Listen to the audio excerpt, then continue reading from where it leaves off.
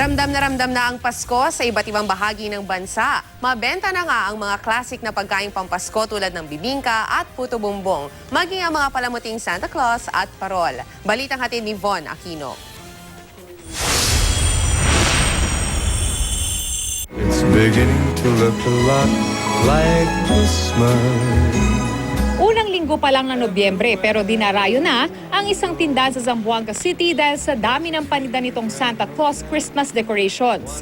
Napakaraming pagpipilian mula sa Santa costume at mga figurine na may iba't ibang disenyo. Mayroong umaakit sa lubid, naka-parachute, nakaupo sa buwan, at mayroon din para bang nagkukwento sa mga bata habang nakaupo sa rocking chair. Naglalaro ang presyo ng mga item mula 50 piso hanggang mahigit 5,000 piso depende sa laki at disenyo.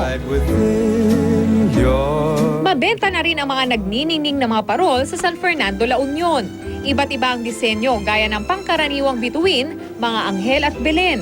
Sa halagang 1,000 hanggang mahigit 5,000 piso, makakabili ka na ng mga parol. Tiniyak din ang mga nagtitinda na ligtas gamitin ang mga parol. Bukod sa mga Christmas decoration, mabenta na rin ang mga pagkain pampasko gaya ng bibingka at puto bumbong. Ang isang tindahan sa Balanga, Bataan, dinudumog na ng mga customer dahil sa masasarap na pagkain na yan. At dahil malamig na rin ang panahon, perfect partner ng puto bumbong at bibingka ang libreng mainit na tsaa. Ang malamig na temperatura sa Baguio City, mas lalo pang lumamig dahil sa hanging amihan. Ang temperatura roon, bumababa hanggang 15 degrees Celsius kapag madaling araw.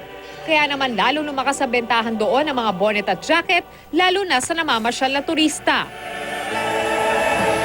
Von Aquino, GMA News.